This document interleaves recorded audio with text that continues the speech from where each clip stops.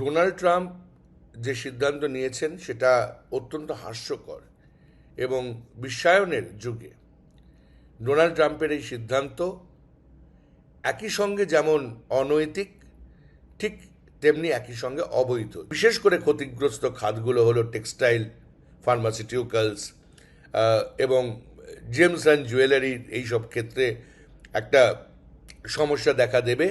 এখানে কিছুটা সাবসিডি আশা করি গভর্নমেন্ট দেবেন, যারা এই ধাক্কাটা এই মুহূর্তে সামলাবেন তাদের জন্য।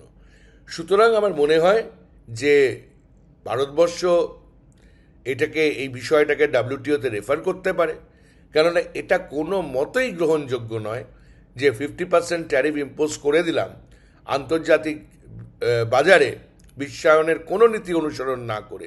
কেননা ভারতবর্ষও কিন্তু চুক্তি স্বাক্ষর করেছে, উরুগুয়ে রাউন্ডে উপস্থিত ছিল এবং ট্রিপস, স্ট্রিমস, গ্যাস সহ বিভিন্ন চুক্তি ভারতবর্ষ স্বাক্ষর করেছে।